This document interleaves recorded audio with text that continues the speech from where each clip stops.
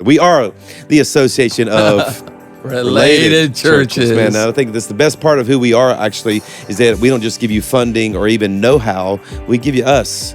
Yeah, we give you this tribe of friends. And again, you don't have to quit your current tribe to be a part of this tribe. We invite those from different tribes to come be a part of this family. And I would say it's a guy who got to the party late, coming in 14, 15 years ago. The thing that sticks out the most to me is relationship is not just a buzzword or a part of a title of an organization.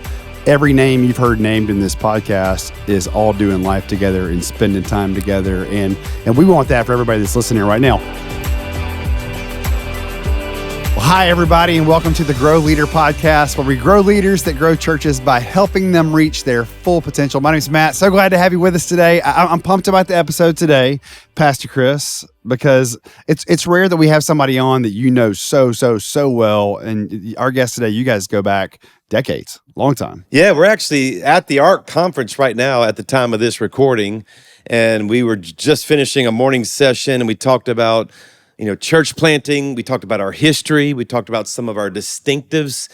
And I actually leaned over to Dino. I says, we need to get on the podcast and talk about this in front of the audience, because the things we've been discussing at the conference and celebrating at the conference, I want the whole Grow world to know about this. Right. And actually, we were talking about this before we started recording today, Matt, that Grow actually began because we were doing ARC church planter trainings, and pastors of existing churches were coming to the church planter training. And I kept trying to run them off. I said, guys, this is not for you. This is if you want to plant a new church. And the response was, but yeah, those of us who have churches want to know this stuff too. And that's literally the first time the Grow idea even came to my mind. Wow. So today we want to talk about some of these church planting essentials, and we've got the godfather of church planting. In fact, can I tell the story, Dino, and you chime in? I always say all of us that are founding members of the ARC have a different story that we tell about ARC. But my version of the story is that back in 2000, God was stirring me and my good friend Rick Bezet to plant a church. We were both on staff at Bethany in Baton Rouge. You pastored a church in Baton Rouge. I had never even met you before until that time. And my father-in-law, Billy Hornsby, and Greg Surratt had this idea of planting this new style church that was both spirit-filled, so we have an Acts chapter 2 theology, but wanted to be very, very good at winning souls, wanted to kind of tap into what was then called the seeker-friendly movement, where we were making room for visitors to come to churches, which was actually, kind of a new idea. Could we be both? And they were looking for a prototype, and Rick and I said, we'll do it. And then Greg chimes in and says, well, we'll fund the thing. And we didn't even know that what he offered Rick and me would end up being the ARC the funding model that we use to this day. And we can talk about that a little bit too, Dino. And of course, they needed some more money, and they called you because you're the most generous person ever. And they knew, Dino Rizzo will give to this. And I think we met at Frank's. We did. What was Frank's called? Just Frank's, man, where you get some good biscuits.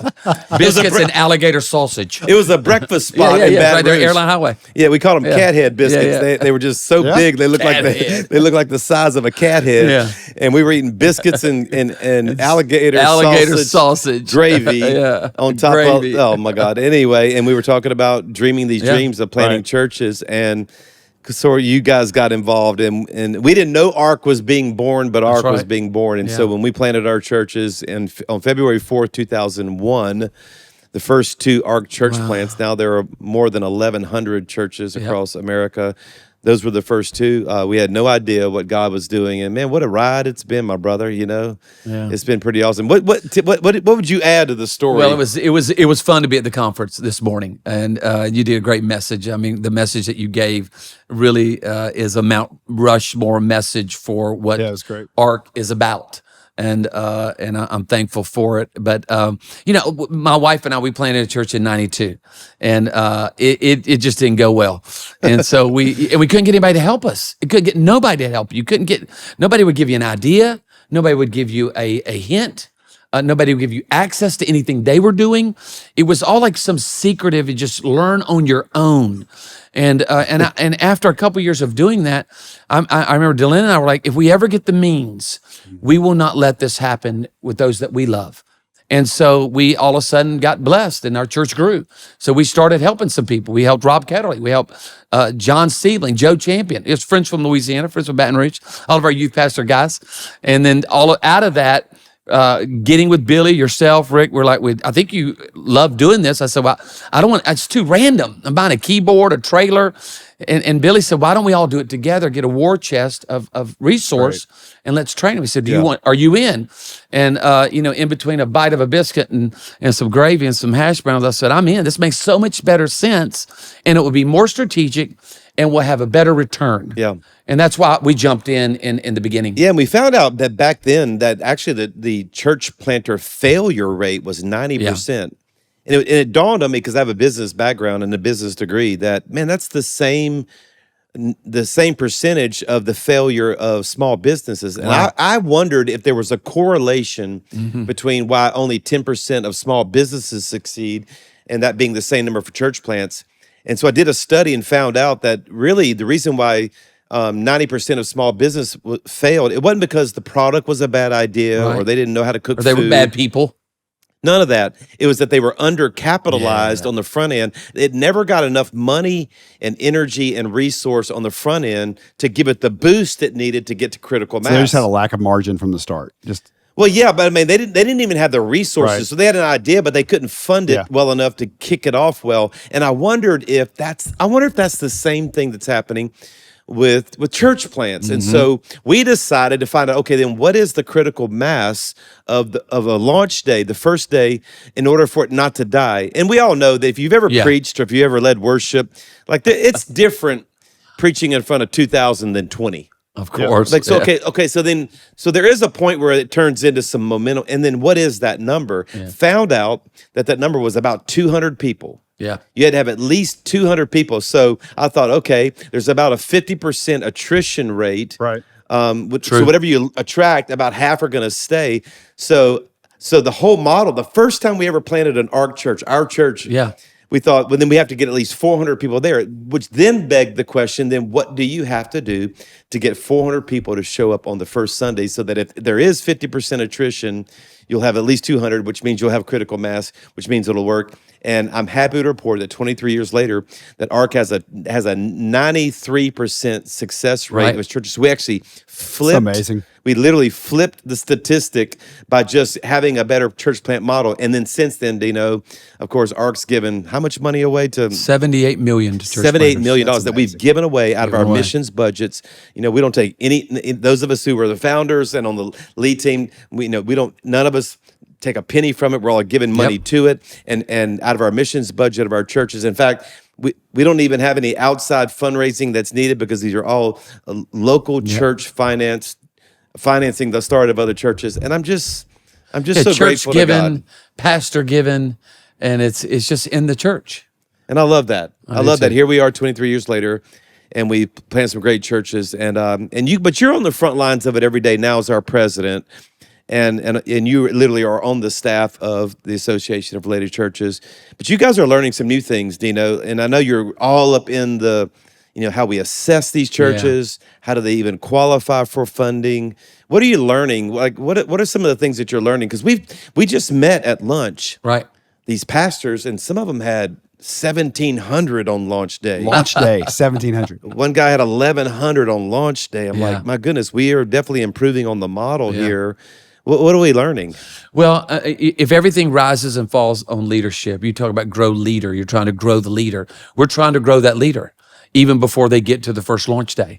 So a lot of that emphasis is on that leader, that couple, getting them as healthy as possible, getting them in that city as soon as we can, getting them on the ground to do the interest parties, build the team, unpack the vision early. We've got church planners now that do a growth track 3 or 4 cycles before they get to their first Sunday. Oh, wow. Of course, that's the process. You guys know that, listen to GrowLeader. That's the process where the members of the church can actually serve on the team. Yeah, they're having small groups.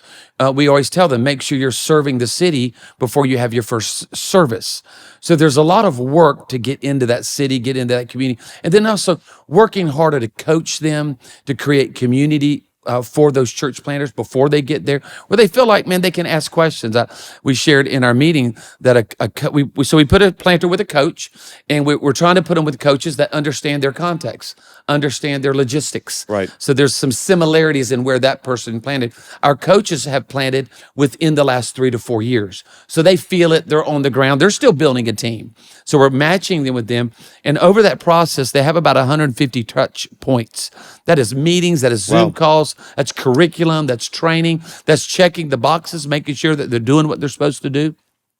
So a lot of assessment, a lot of coaching, and then the resourcing distinctive that we do as an organization, to me, has always been the win. So what is that? What resources? Well, we're giving him finances. So, we used to give 35,000, 50,000, and now it's 75. Can get up to 100, could get up to 125 based on a certain city that we feel like is undersaturated, a city that has a mass opportunity to be reached. Because you said something so interesting is that, it'd be like taking off on a plane and not having any propulsion, right? Not having any fuel, and you can't clear the trees. Yeah. You've got to get some good fuel, some good thrust, so that you clear the trees and get some altitude in the world. So we're trying to get them as much altitude in those early days so that when they hit the turbulence, when they have to dip, it's not as low. Right. So we feel like that number now is you really want to be in the 300 to 400 where you can pay for church, you can make an impact, you have good leadership.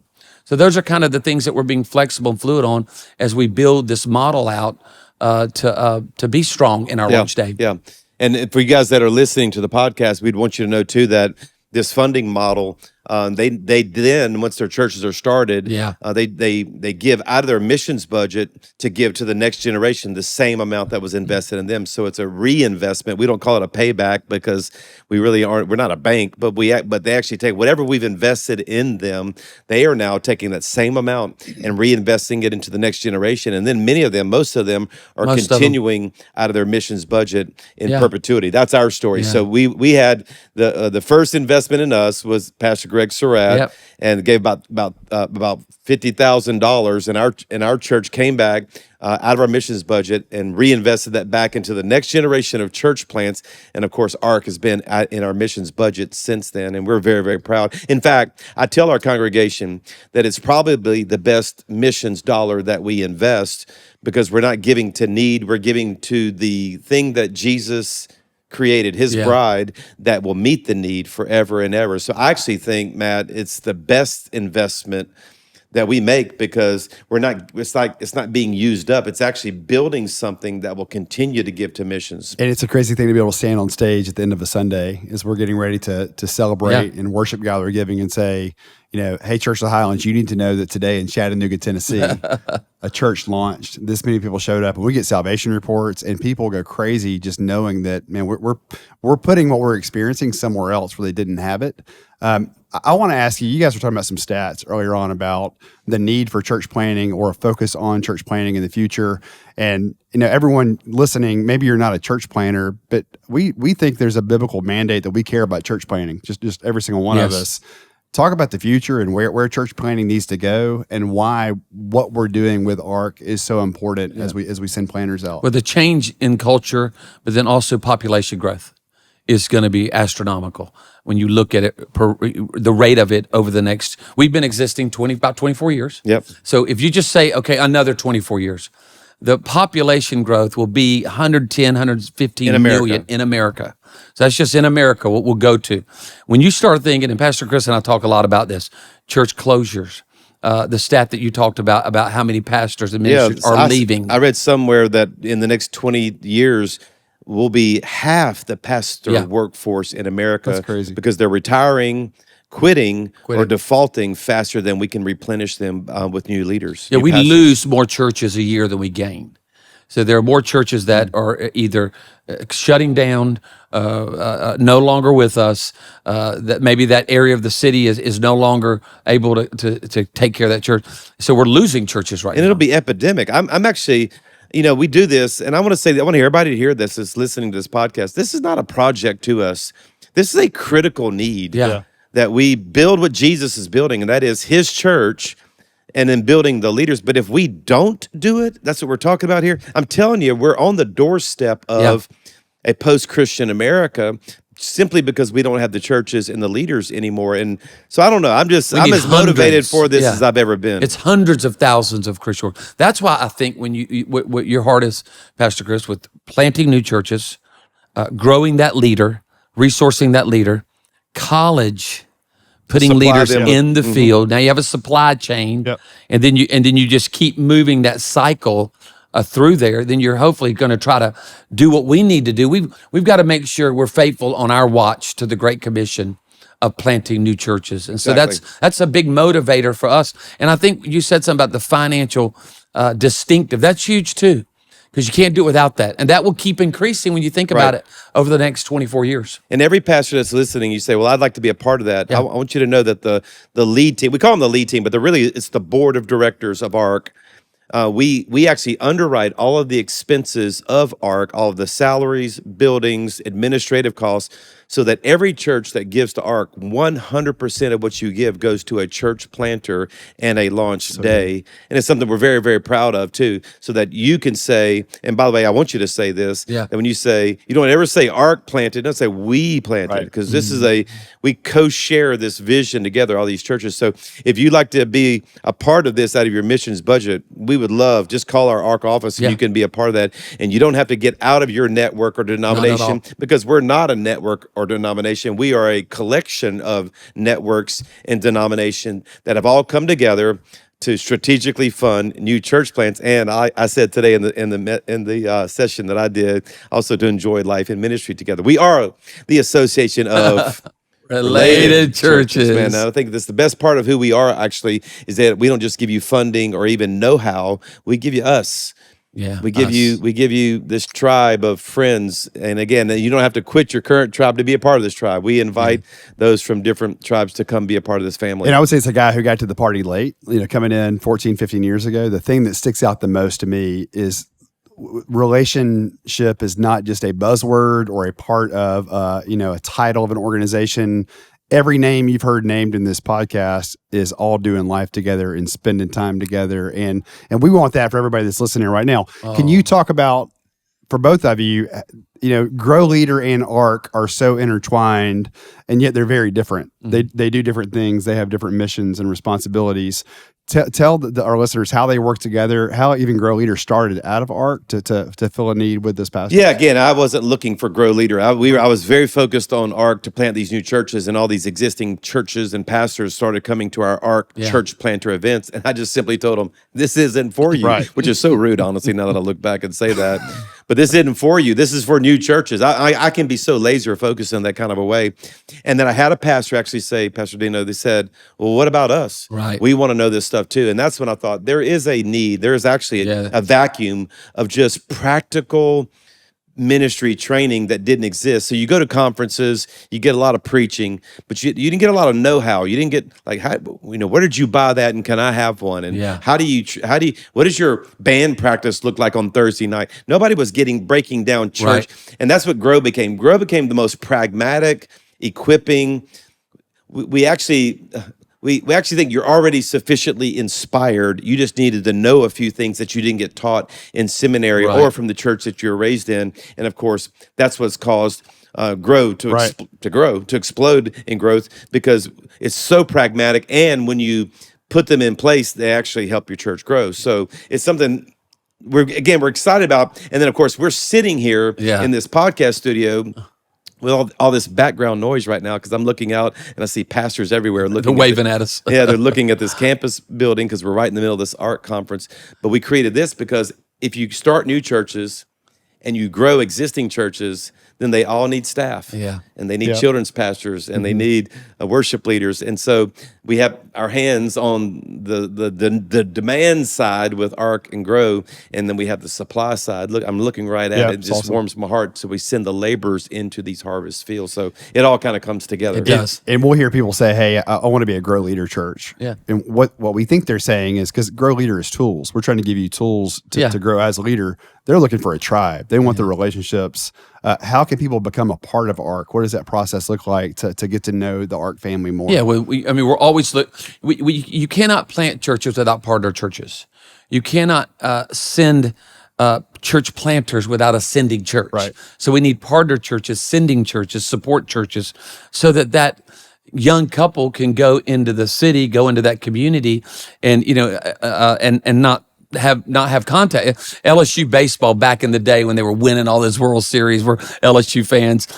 Skip Bergman talked about hold the rope, man. It's a famous statement. What was he saying? Hey, there's people holding the rope for you. Yeah. And so we want to make sure that we would let that rope out and they go to Topeka, they go to Wichita Falls, that there's somebody holding the rope, which is an existing church, supporting them financially, prayer.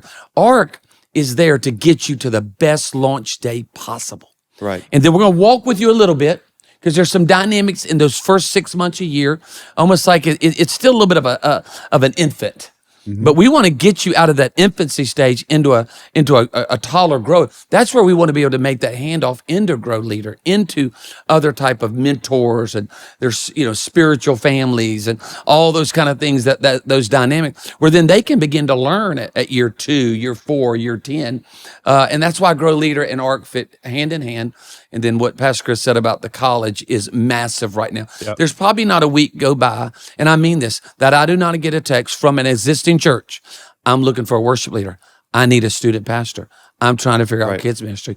It's huge week right now. The farm needs a lot of laborers right now, because the farm is growing around the world. Yeah, faster than we can 100%. train the leaders on the supply side. So again, I'm very motivated by all these. And honestly, I make the case, Matt, that this is what the Lord's focused on too, because he's never created something different than his church. And we can come up with ideas and events and things like that. But at the end of the day, he said, I will build my church, and I'm coming back for my bride, the church. And so it's just something that I think that if we give our lives to, and everyone that's listening probably is listening to this because they're using the tools that are Grow to enhance and build your church. But listen to me, at some point, I want you to start focusing on the building of the churches around you as well. Start giving away these tools and resources. Dino, talk for a few minutes, because I think it was a year or two ago that I had this idea that we needed to not take ARC in a different direction, but we need to have this intense focus on cities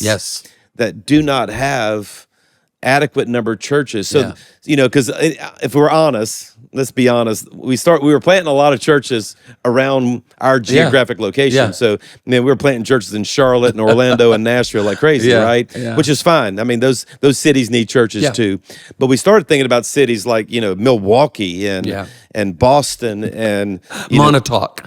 Well, exactly. There are so many cities that across America that, man, you go there and it's much different than this Bible Belt, church-saturated part of the Southeast. And I think it was a God thing. And I want you to speak your heart behind it, because you actually did some research on the cities in America that really need life-giving local churches, which, by the way, for you potential church planners that are listening, man, you want to step into not competition. You want to step into a vacuum. Yeah. You want to step in a place where, honestly, you're probably going to end up being one of the best around, because there's not a lot of competition. A lot of room. Exactly. I don't know if you're going to find that necessarily in Charlotte or Nashville right now. I mean, there's some really good churches, really good. Let's just be honest. And I'm not knocking those cities if God's called you there, but we started incentivizing. Hey, look, if you want to go to a city in the Northwest or Cheyenne, Wyoming. Well, come on. I mean, there are some cities, and so.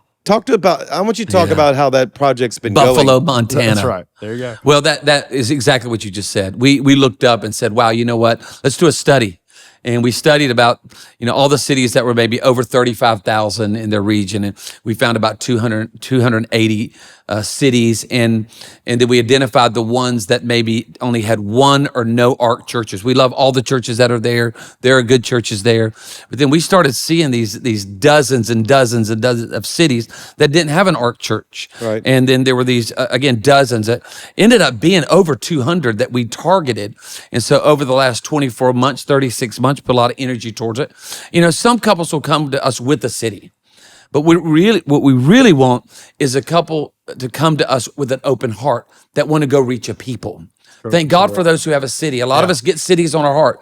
But what about reach a people? So I tell couples, we've identified these cities that are, and then also some of them are population growth cities right now. Right. People are moving to them. And so it is ripe. It is ripe for harvest. I've had this thought that if I'm wanting to plant in the yard, I'm not going to plant my tree up under another tree. I'm not going to be up under their shade. I'm a person, I want to get me some yard. I want to grow a tree, produce my own shade. So we tell a lot of our planters, hey, get you some room, find you some space so you can grow and bear fruit. And then maybe you'll be able to continue to do that for others. So that's the heart behind it. It's working. Some of the cities we even heard today about those launch numbers. So launch average this spring of 2024 in the churches we launched was a launch average of 607 people on the first day.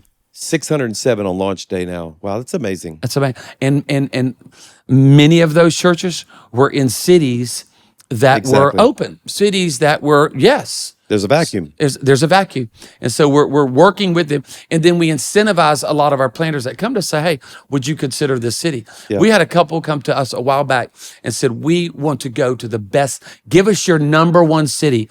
We told them we want you to go there. They went there. Launched with about 600, doing well now. Wow. That blessed my heart. It's like that's something you can work with. So what do you want? What do you need? Yeah. How can we help you? And we gave all that we had to them. So answer a couple of questions. If someone's listening and they think, man, I think I want to plant a church one day, what is our process? What's the first step? Website. You go to the website and you begin to fill out, not forms, but an application. I begin to take that journey, and there's different steps in it that we begin to find out about you. You begin to find out about the process, and we start walking. So it begins with something that's on the website, but immediately our team jumps in. Right. So it's an interactive website where there is communication throughout it all. And training. And then they get invited to a launch training. And then that's when you sit down together, you begin to hear their heart. They sit with some coaches, and you kind of start thinking, we're dating now. What's it going to look like? Let's get engaged. And then there's an assessment process that produces one of three answers. Yes, not now, no. Yeah. Not with us. Yeah. That's kind of how we say, you know what, maybe that's with someone else. Maybe they don't want to wait a year. Maybe they've already picked a city. Maybe they had a different flow and a different vibe. That's not us. Right. You know, we want to launch large. We want to get strategic. And one of the myths that I love dispelling too is that, you know, we are over these churches and we have authority over these churches, or we're some kind of denomination, but we're not. We're really like a subcontractor. We'll help you start it, but once you start it, it's yours, because our churches are locally governed. So they have internal elders. And so we don't actually exercise any spiritual authority over these churches. We're just trying to help you, but we're going to teach you how to have local governance-ship within the church, but we are relationally connected. So so that's how, if you're interested in being a church planter, begin the process. What if somebody's listening and they think, well, I already have a church and I think I want to be a part of this out of our missions budget? Yes, the same thing. We would love to connect with you. Contact us. Get on the website. Give us a call. We then want to talk with you about your heart, about your church. We want to find out about your church. And then we're going to give you opportunities to connect, to give financially.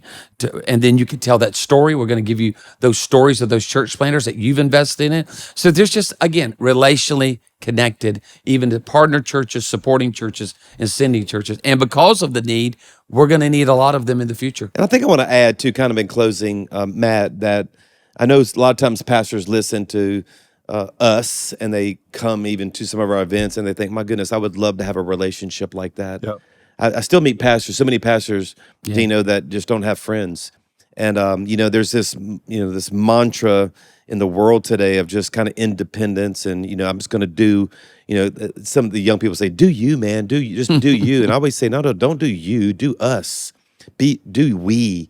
We were created not to be, divided, dissected.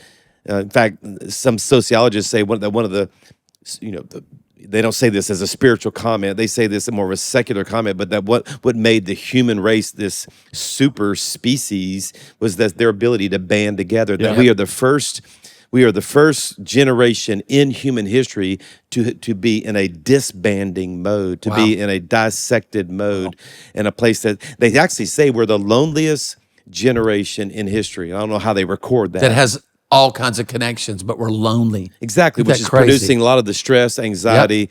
So I give this heartfelt plea, and I want you to give your final one too, Dino, but I give people the heartfelt plea. Like, if you don't have a family or a tribe, again, we're not a denomination and we're not looking for authority over churches. But if you're looking for friends, Yeah. I always say we're a group of friends that have a missional cause.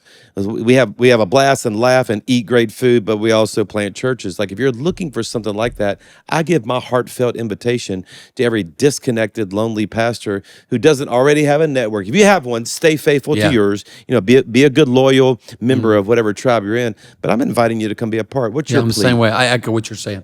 Let's come be a part and doing something. Not only have fun, but we get to do something together, and we get to impact eternity. Get to start new churches. And I used to surf a little bit. And there was one rule about surfing: when the waves got big, don't surf alone. Yeah. Because when you surf alone, you end up getting jammed.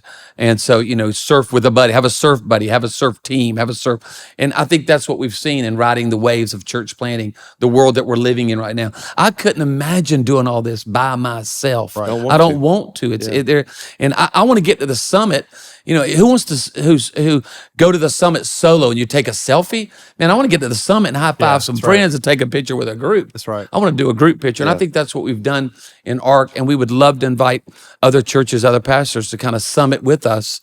So we get to the summit, take a picture, all for the glory of God. Sounds good. And we'll make sure that all the information about ARC is in the show notes. So go to growleader.com/podcast. We'll have it all there.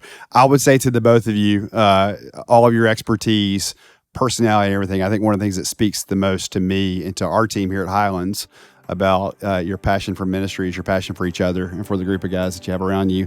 And man, y'all are decades and decades into this. This is the goal, is to be doing this with people that you love doing life with. Hey, we're so thankful you're with us today on the Grow Leader podcast. Thank you, Pastor Dino Rizzo, for being with us again, a repeat guest. It's an honor, repeat guest with you, guest, and then I right. get to be with one of my favorite people on the planet. That's right. We'll see you next time on the Grow Leader podcast, everybody. Hey, everybody. Thank you so much for listening to this episode. And we also want to say a big thank you to all of our partners that help make the Grow Leader podcast happen each and every month. For over 80 years, the Western Investment Foundation has helped churches with their borrowing and their investing needs. Whether you're dreaming of a new opportunity or seeking wise counsel about resource management, WIF can assist you. You can learn more about them at wifonline.com/growleader. Compassion International. For over 70 years, they have served the most vulnerable children in the world in Jesus' name. Through the power of the local church, they've impacted over 2.3 million children, and they're not stopping anytime soon. Learn more about how you can be a part of what they're doing at compassion.com/growleader. Next is our newest partner, Studio C. Studio C can help you know your people and grow your church. They combine strategy, technology, and communications to maximize church member engagement. You can bridge the engagement gap and transform your church's impact with Studio C. Learn more about them at their website. It's thestudioc.org/growleader.